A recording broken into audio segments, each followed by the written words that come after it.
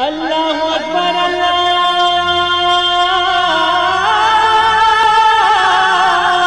اکبر۔ السلام علیکم ورحمۃ اللہ وبرکاتہ۔ الحمد للہ رب العالمین والصلاة والسلام علی اشرف الانبیاء والمرسلین نبینا محمد وعلی آلہ وصحبہ اجمعین ومن تبعہم بإحسان الی یوم الدین، اما بعد۔ میرے دوستو، بزرگوں، اسلامی بھائیوں اور بہنوں، سامعین و سامعات کرام، صدائے حق سننے والے ساتھیوں، آج 12 شعبان 1442 ہجری، 26 مارچ 2021 عیسوی، 12 گتے چیت 2077 بکرمی، جمعہ کا دن، میں محمد مستقیم مدنی صدائے حق کا پروگرام لے کر حاضر ہو گیا ہوں، جو ہمیشہ آپ junk Nandini FM 95.5 mega hertz پر 1:30 بجے سے 2:15 بجے تک سماعت فرماتے آ رہے ہیں۔ آج بھی انشاءاللہ تبارک و تعالی سب سے پہلے تلاوت قرآن مجید، پھر ایک خوبصورت سی حمد اور پھر ایک عالم کا خطاب سماعت فرمائیں گے۔ تو لیجئے سب سے پہلے قرآن مجید ہم اور آپ مل کر سنتے ہیں۔ بسم اللہ الرحمن الرحیم۔ لقد كفر الذين بعد ہوئے خوبصورت سی حمد سماعت فرمائیں۔ کلام اور آواز صادق انور اثری کی۔ بول ہے تجھ میں نہیں ہے کوئی کمی، تو ہے با کمال، تجھ میں نہیں ہے کوئی کمی، تو ہے با کمال، اے رب ذوالجلال، اے رب ذوالجلال۔ تجھ میں نہیں ہے کوئی کمی، تو ہے باکمال، اے رب ذوالجلال، اے رب ذوالجلال۔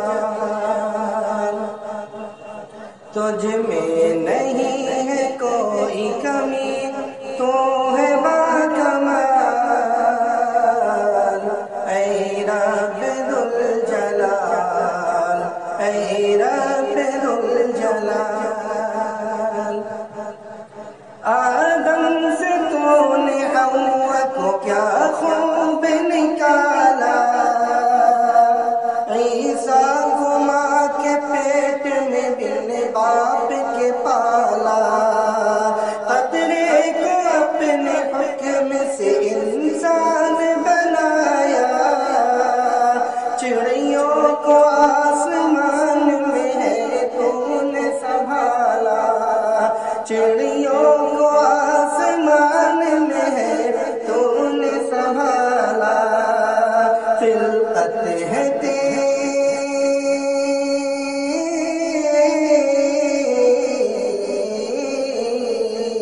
خلقت ہے تیری سب سے جدا، خلقت ہے تیری سب سے جدا، سب سے باکمال، اے رب ذوالجلال، اے رب ذوالجلال۔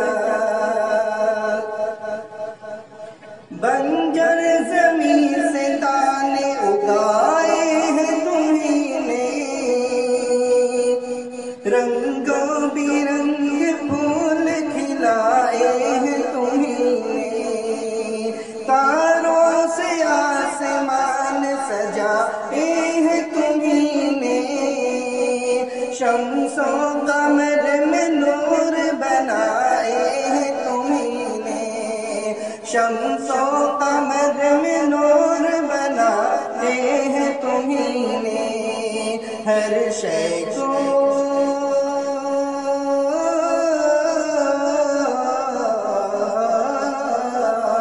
ہر شے کو تو نہیں تو عطا کی ہے یہ جمال، اے رب ذوالجلال۔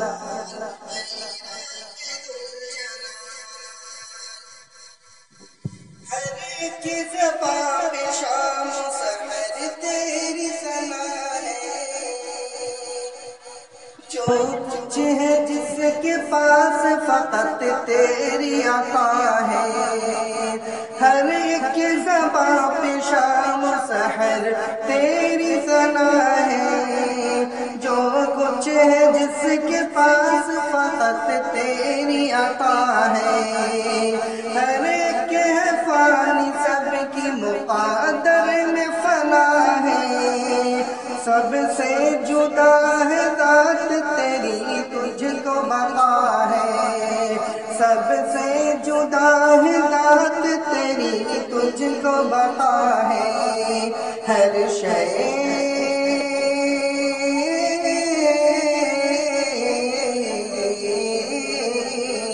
ہر شے کو ہے زوال مگر تو ہے لازوال،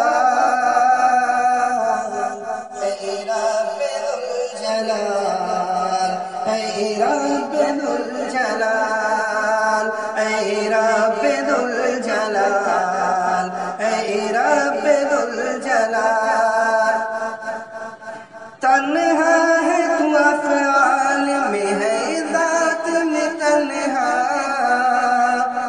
خلقت میں بھی قدرت میں بھی ہر بات میں تنہا، اوصاف میں تو سب سے الگ نعت میں تنہا، معبود ہے تو ہے عبادات میں تنہا، معبود ہے تو ہے عبادات میں تنہا، ثانی نہیں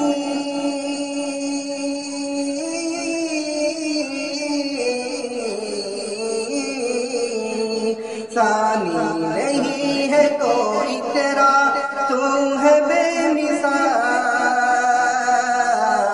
اے رب ذوالجلال، اے رب ذوالجلال، اور یہ آخری بات، ہر ایک کی آسمان پہ سنتا ہے صدائیں،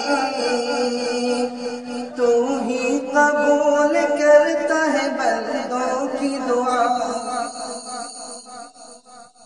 ہر ایک کی آسمان پہ سنتا ہے صدائیں، تو ہی قبول کرتا ہے بندوں کی دعائیں، چلتی ہے تیرے حکم سے یہ تند ہوائیں،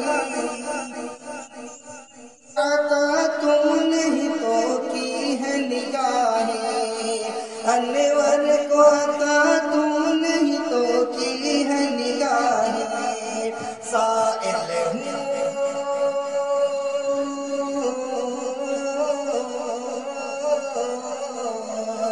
سائل ہوں تیرے در کا کروں تجھ سے ہی سوال، اے رب ذوالجلال، اے رب ذوالجلال، تجھ میں نہیں ہے کوئی کمی تو ہے باکمال، اے رب ذوالجلال، اے رب ذوالجلال۔ اللہ اکبر اللہ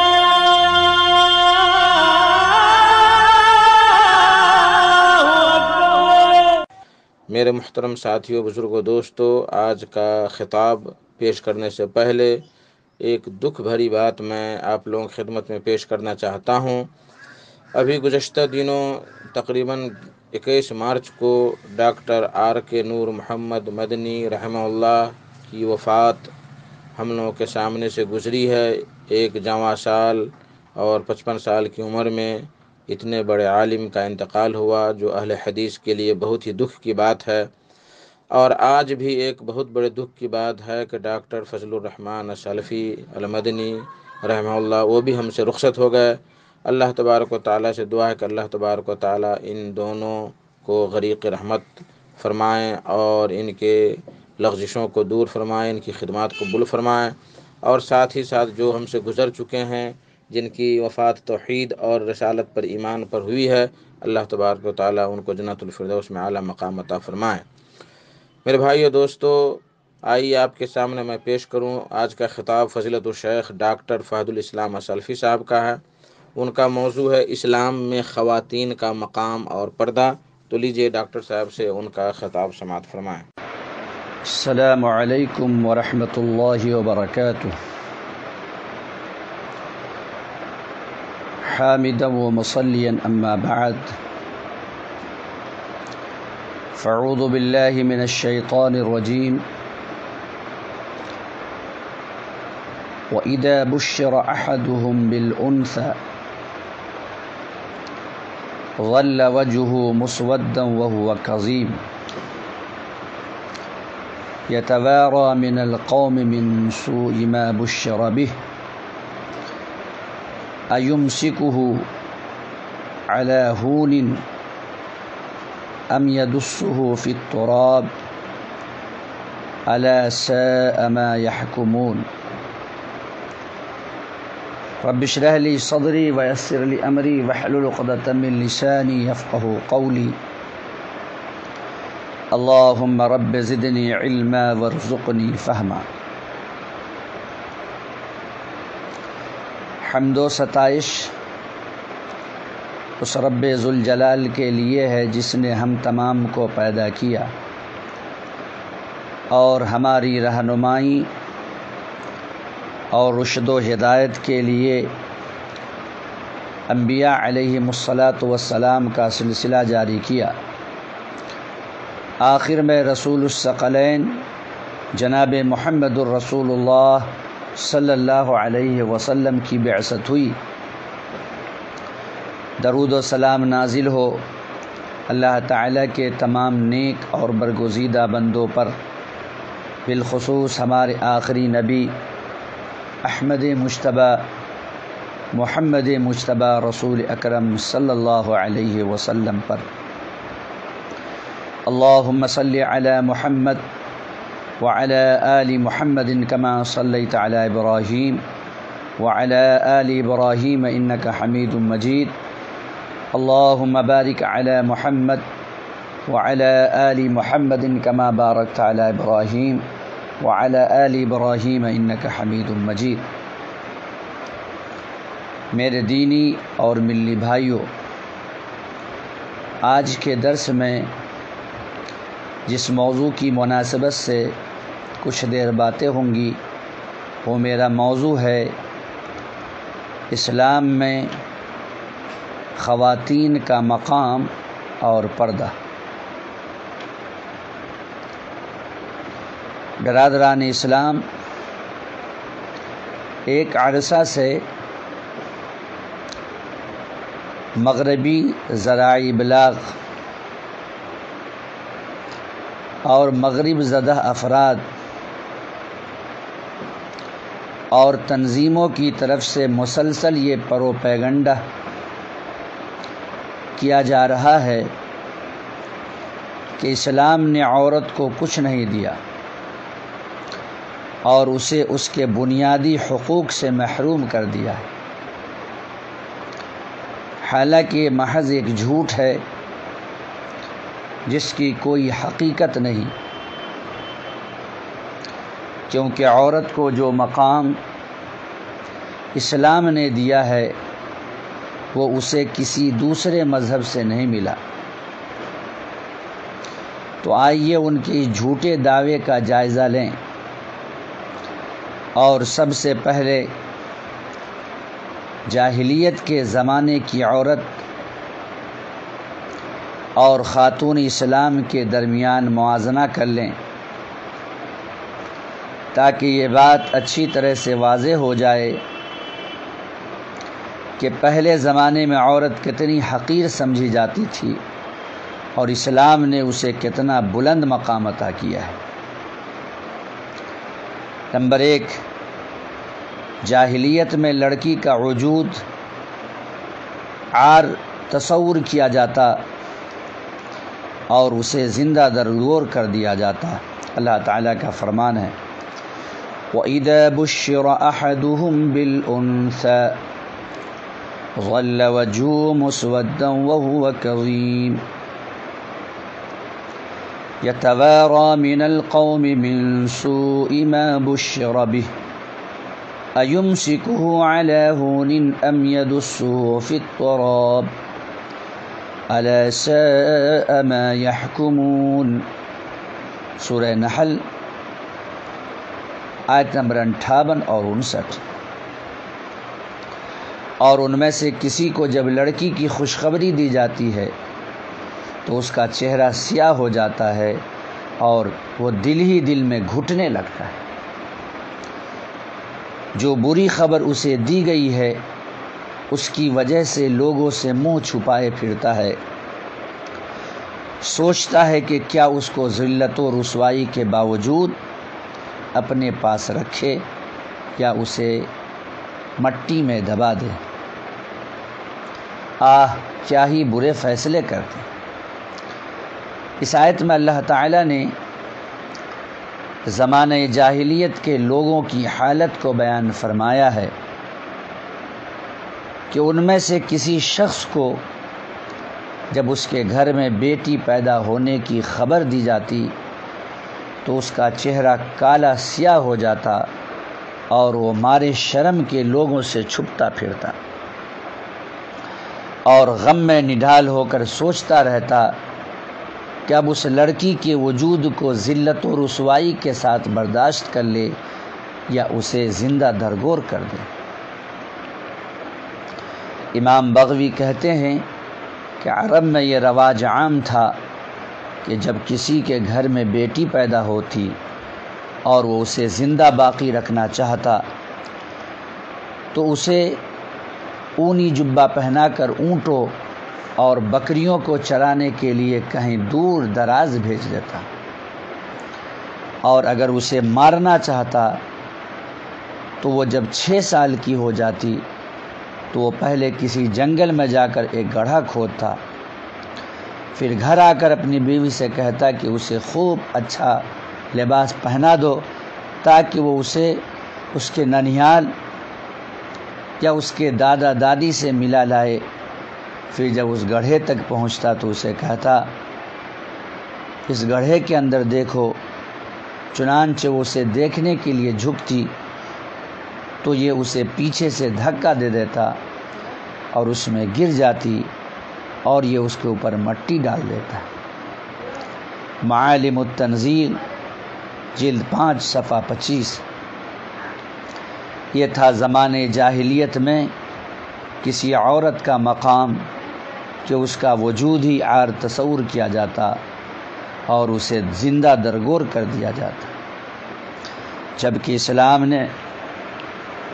اسلام نے گھر میں بیٹی کی پیدائش کو باعث برکت قرار دیا اور اسے زندہ درگور کرنا حرام کر دیا۔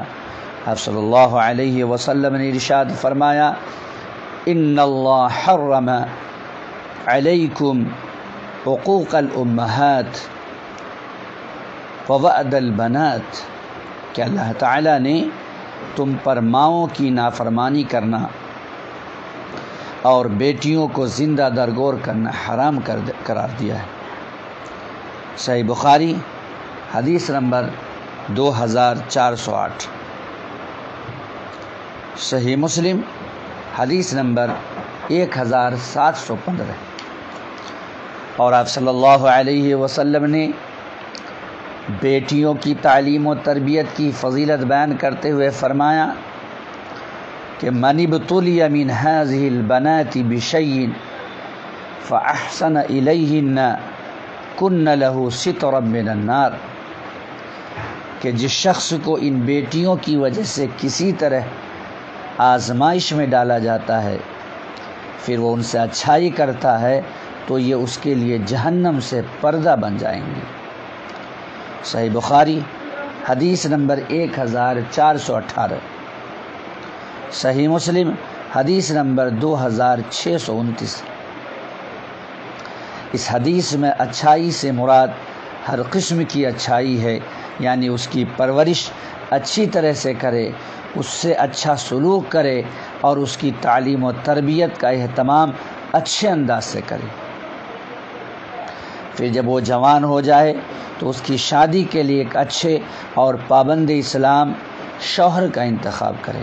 اور حضرت انس رضی اللہ عنہ سے روایت ہے کہ آپ صلی اللہ علیہ وسلم نے فرمایا کہ من عال جاریتین حتی تبلغ جاء یوم القیامہ انا وہو وضم اصابعہ، کہ جو شخص 2 لڑکیوں کی پرورش کرے یہاں تک کہ وہ بالغ ہو جائیں تو وہ اور میں قیامت کے دن ایسے ہوں گے جیسے میری یہ انگلیاں ہیں۔ صحیح مسلم حدیث نمبر 2631۔ اور سنن ترمذی میں اس روایت کے الفاظ یوں ہیں کہ من عال جاریتین دخلت انا وهو الجنہ كهاتین واشار باصبعیہ، کہ جس نے 2 لڑکیوں کی پرورش کی اور وہ اور میں جنت میں ایسے داخل ہوں گے جیسے میری یہ 2 انگلیاں ہیں۔ جامع ترمذی حدیث نمبر 1914، الصحیحہ حدیث نمبر 297۔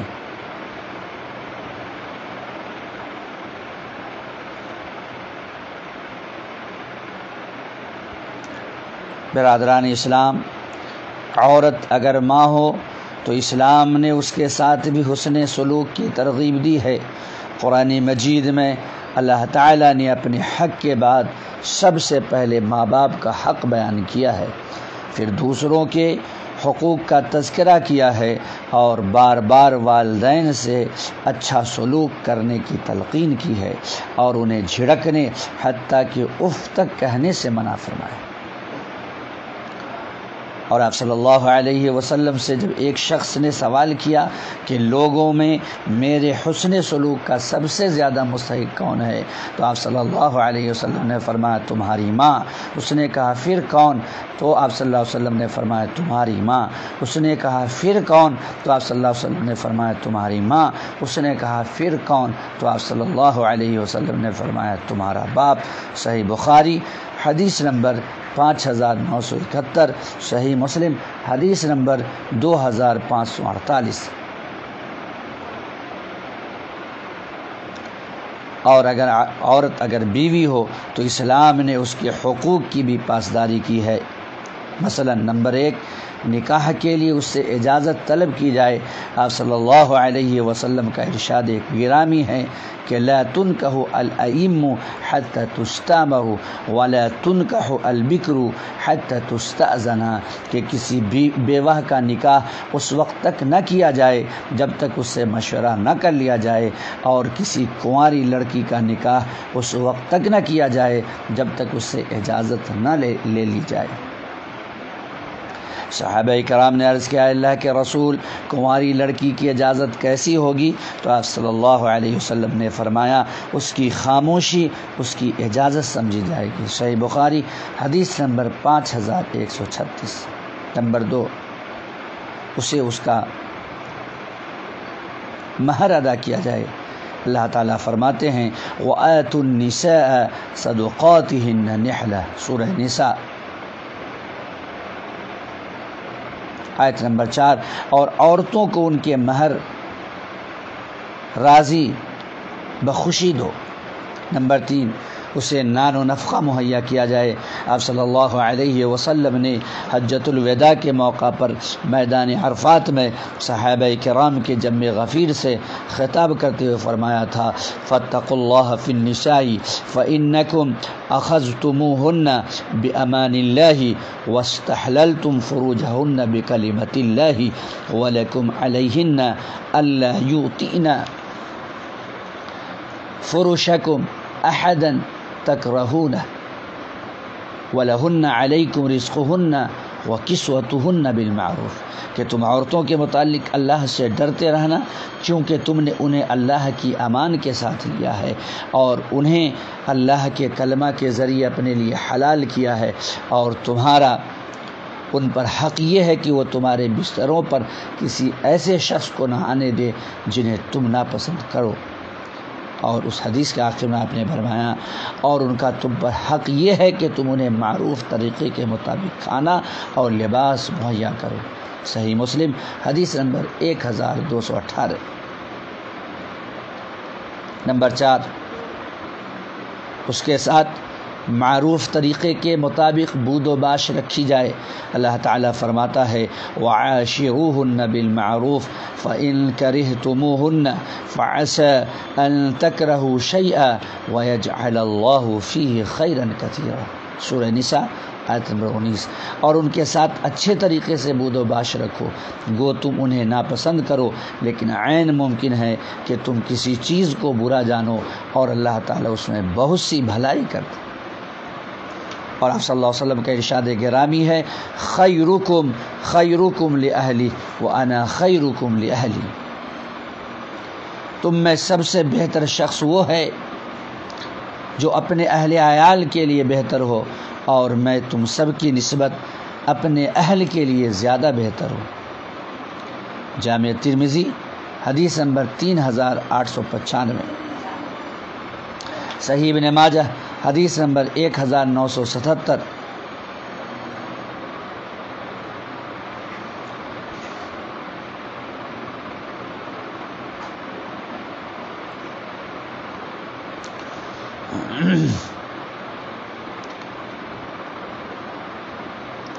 نمبر 5، بیوی کا حق بھی خاوند کے حق کی طرح ہے۔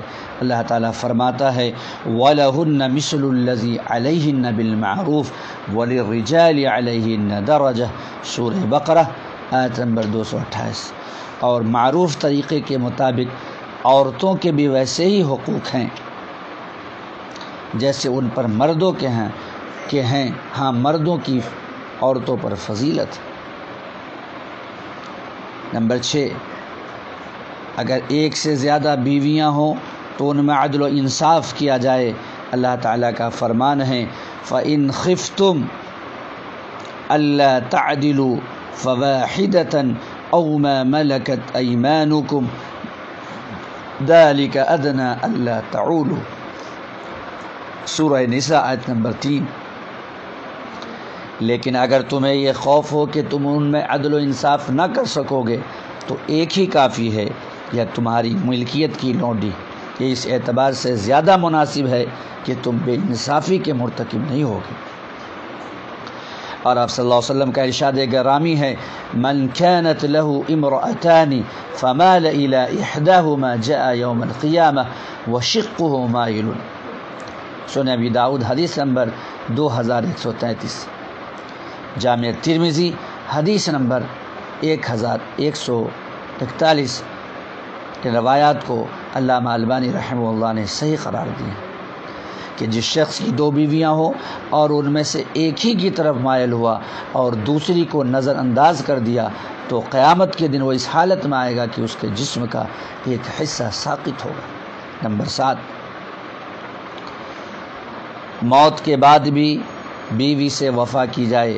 حضرت عائشہ رضی اللہ عنہا کا بیان ہے کہ مجھے آپ صلی اللہ علیہ وسلم کی بیویوں میں سے کسی پر کبھی اتنی غیرت نہیں آتی جتنی حضرت خدیجہ رضی اللہ عنہا پر آتی تھی، حالانکہ میں نے انہیں نہیں دیکھا تھا، لیکن آپ صلی اللہ علیہ وسلم اکثر و بیشتر اس کا تذکرہ کرتے رہتے تھے، اور بعض اوقات بکری ذبح کرتے تو اس کے گوشت کے کچھ ٹکڑے حضرت خدیجہ رضی اللہ عنہا کی سہیلیوں میں بھی بھیجا کرتے۔ اس پر میں کبھی کبھی یہ بھی کہہ دیتی کہ شاید دنیا میں اور کوئی عورت ہی نہیں ہے سوائے خدیجہ رضی اللہ عنہا کے، تو آپ صلی اللہ علیہ وسلم ان کے فضائل ذکر کرتے اور فرماتے کہ میری اولاد بھی اسی سے ہوئی۔ صحیح بخاری حدیث نمبر 3818، صحیح مسلم حدیث نمبر 2437۔ برادران اسلام، بیٹی، ماں اور بیوی کے حقوق کے متعلق قرآن و حدیث کی جو نصوص ہم نے بیان کیے ہیں، ایک طرف انہیں سامنے رکھیں اور دوسری جانب زمانے جاہلیت کی عورت کی حالت کو بھی مد نظر رکھیں، تو اس سے آپ کو بخوبی اندازہ ہو جائے گا کہ اسلام نے عورت کو معاشرہ میں کتنا بڑا مقام دیا ہے اور اس کی کس طرح سے تکریم اور عزت افزائی کی ہے۔ زمانے جاہلیت کی عورت وراثت سے محروم تھی۔ زمانے جاہلیت میں لوگ صرف مردوں کو وراثت کا حقدار سمجھتے تھے اور عورتوں اور بچوں کو اس سے محروم رکھا جاتا تھا۔ اس پر اللہ تعالیٰ نے آیت نازل فرمائی وَلِلرِّجَالِ نَصِيبٌ مِّمَّا تَرَكَ الْوَالِدَانِ وَالْأَقْرَبُونَ وَلِلنِّسَاءِ نَصِيبٌ مِّمَّا تَرَكَ الْوَالِدَانِ وَالْأَقْرَبُونَ مِّمَّا قَلَّ مِنْهُ أَوْ كَثُرَ نَصِيبًا مَّفْرُوضًا، سورہ نساء آیت نمبر 7 کہ والدین اور قریبی رشتہ دار جو مال چھوڑ جائیں اس میں مردوں کا حصہ ہوتا ہے، اور والدین اور قریبی رشتہ دار جو مال چھوڑ جائیں اس میں عورتوں کا بھی حصہ ہوتا ہے، چاہے مال تھوڑا ہو یا زیادہ، اور یہ حصہ اللہ کی طرف سے مقرر کر دیے گئے ہیں۔ چنانچہ اسلام نے عورت کو بھی وراثت کا حقدار قرار دیا اور اسے اس سے محروم نہیں کیا۔ ترکہ میں عورت کو کتنا حصہ دیا گیا اس کی تفصیل سورہ نساء کی دوسرے رکوع میں موجود ہے۔ باپ کی بیوی کو اس کی موت کے بعد حلال سمجھا جاتا تھا۔ زمانے جاہلیت میں ایک بیٹا اپنے باپ کی وفات کے بعد اس کی بیوی اپنی سوتیلی ماں سے نکاح کر لیتا تھا، جبکہ اسلام نے اسے حرام قرار دیا اور اسے بدکاری، غضب کا موجب اور بدترین شیوہ قرار دیا۔ اللہ تعالیٰ فرماتا ہے وَلَا تَنْكِحُوا مَا نَكَحَ آبَاؤُكُمْ مِنَ النِّسَاءِ إِلَّا مَا قَدْ سَلَفَ إِنَّهُ كَانَ فَاحِشَةً وَمَقْتًا وَسَاءَ سَبِيلًا، سورہ نساء نمبر 22۔ اور ان عورتوں سے نکاح مت کرو جن سے تمہارے باپوں نے نکاح کیا ہے مگر جو گزر چکا ہے۔ یہ بے حیائی کا کام بغض کا سبب اور بڑی بری راہ ہے، تو یہ بھی اسلام میں عورت کی تکریم کی ایک واضح دلیل ہے۔ نمبر 4، دو بہنوں سے بیک وقت نکاح۔ زمانے جاہلیت میں دو بہنوں سے بیک وقت نکاح کرنا درست تھا، جبکہ اسلام نے اسے حرام قرار دیا ہے۔ اللہ تعالیٰ فرماتا ہے حرمت علیکم امہاتکم، اور آیت کے آخر میں بیان فرمایا وَأَن تَجْمَعُوا بَيْنَ الْأُخْتَيْنِ إِلَّا مَا قَدْ سَلَفَ، سورہ نساء آیت نمبر 23۔ تم پر حرام کر دی گئی ہیں تمہاری مائیں، اور دو بہنوں کو ایک شخص کے نکاح میں جمع کرنا بھی حرام ہے، الا یہ کہ جو عہد جاہلیت میں گزر چکا۔ نمبر 5، ایام حیض میں عورت کو الگ تھلگ کر دیا جاتا۔ زمانے جاہلیت میں عورت کے مخصوص ایام شروع ہوتے تو اسے بالکل الگ تھلگ کر دیا جاتا، اس کا خاوند نہ اس کے ساتھ کھانا کھاتا اور نہ اسے اپنے بستر پر آنے دیتا، جبکہ اسلام نے عورت کے ساتھ اس ناروا سلوک کو ناجائز قرار دیا۔ آپ صلی اللہ علیہ وسلم اپنی ازواج مطہرات رضی اللہ عنہن کے مخصوص ایام میں ان کے ساتھ کھاتے پیتے، ان سے خدمت لیتے اور ان کے ساتھ آرام فرماتے۔ صرف ایک چیز جسے اسلام نے ان ایام میں حرام قرار دیا ہے وہ ہے بیوی سے صحبت، اس کے علاوہ باقی تمام معاملات کو جائز قرار دیا گیا۔ حضرت میمونہ رضی اللہ عنہ بیان کرتی ہیں کہ آپ صلی اللہ علیہ وسلم کی ازواج مطہرات رضی اللہ عنہن جب حیض کی حالت میں ہوتی تو آپ صلی اللہ علیہ وسلم تہبند سے اوپر ان سے مقاربت کرتے تھے۔ صحیح مسلم حدیث نمبر 294۔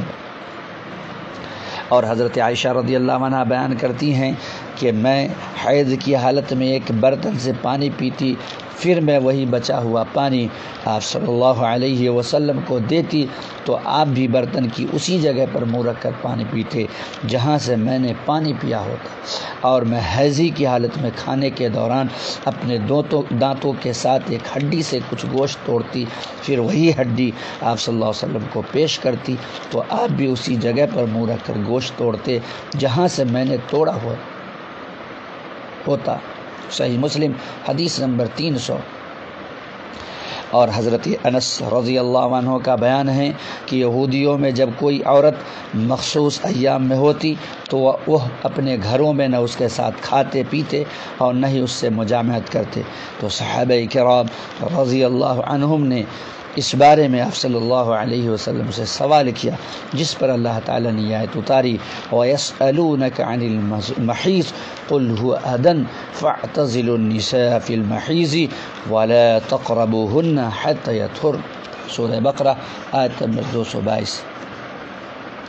اور وہ آپ سے حیض کے متعلق سوال کرتے ہیں تو آپ انہیں بتا دیجئے کہ وہ گندگی ہے، لہٰذا حالت حیض میں عورتوں سے الگ رہو، اور جب تک وہ پاک نہ ہو جائیں ان کے قریب نہ جاؤ۔ تو آپ صلی اللہ علیہ وسلم نے فرمایا اصنعوا کل شیء الا النکاح، تم سب کچھ کرو، تم سب کچھ کر سکتے ہو سوائے ہم بستری کے۔ صحیح مسلم حدیث نمبر 302۔ ان 5 نکات کی روشنی میں آپ کو خوب اندازہ ہو گیا ہوگا کہ اسلام نے عورت کو کتنا اونچا مقام دیا ہے۔ اس لیے مغربی ذرائع ابلاغ کے گمراہ کن پروپیگنڈے سے متاثر ہو کر قطعاً اس احساس میں مبتلا نہیں ہونا چاہیے کہ اسلام نے عورت کو محروم کر دیا ہے اور اس سے اس کے بنیادی حقوق سلب کر لیے ہیں، کیونکہ یہ محض ایک افتراء اور جھوٹ ہے، اور اس کی حقیقت ہماری اب تک کی گفتگو میں آ چکی ہے۔ عبادات کے اجر و ثواب میں مرد و عورت دونوں یکساں ہیں۔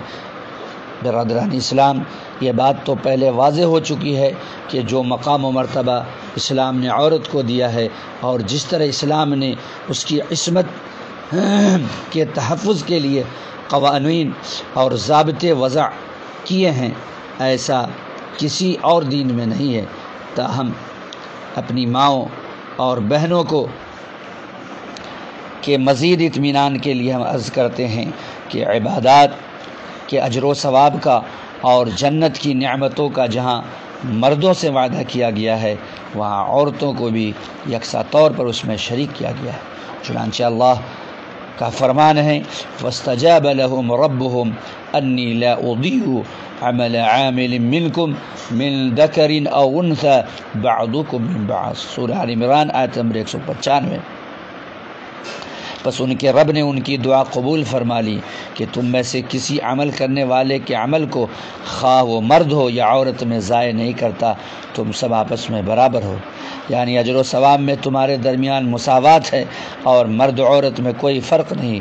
اور فرمایا من عمل صالحا من ذکر او انثى وهو مؤمن فلنحيينه حياة طيبة وَلَنَجْزِيَنَّهُمْ أَجْرَهُمْ بِأَحْسَنِ مَا كَانُوا يَعْمَلُونَ، سورہ نحل آیت نمبر 97، کہ جو کوئی مرد ہو یا عورت نیک کام کرے گا بشرطے کہ با ایمان ہو، ہم اسے یقینی طور پر پاکیزہ اور عمدہ زندگی عطا کریں گے اور انہیں ان کے اعمال سے زیادہ اچھا بدلہ دیں گے۔ اسی طرح سورہ احزاب میں اللہ تعالیٰ کا فرمان ہے ان المسلمین والمسلمات والمؤمنین والمؤمنات والقانتین والقانتات والصادقین والصادقات والصابرین والصابرات والخاشعین والخاشعات والمتصدقین والمتصدقات